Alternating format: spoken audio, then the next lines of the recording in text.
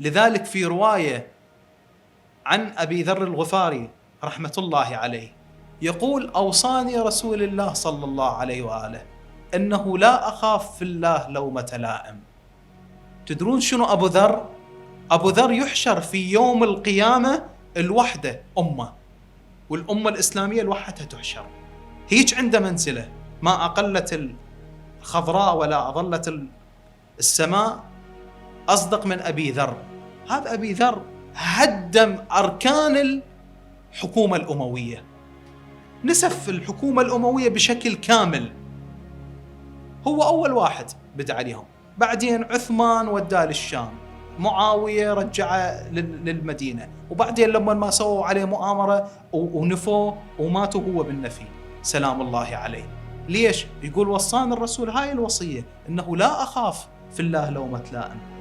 فمشكلة الخوف هي اللي تمنع الناس من الإقدام، وتمنع الناس من التغيير، وتمنع الناس مع الوقوف مع الحق.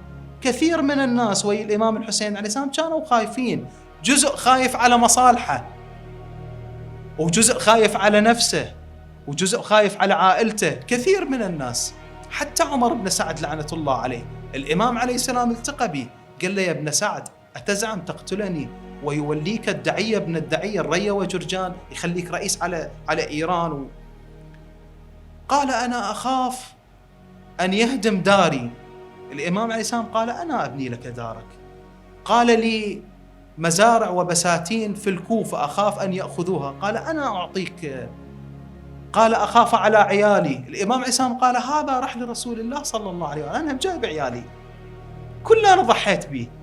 فالإنسان مرات يخاف على مصالحه، فهاي مصالحه تحجبه عن الوقوف مع الحق، وهاي مشكلة لازم الإنسان يتجنبها. حتى احنا في ثقافتنا الموجودة الاجتماعية، إذا واحد يوعدك تقول له خاف ما تجي، خاف ما تصير، خاف ما نروح، هاي كلمة الخوف نقدمها على كل شيء.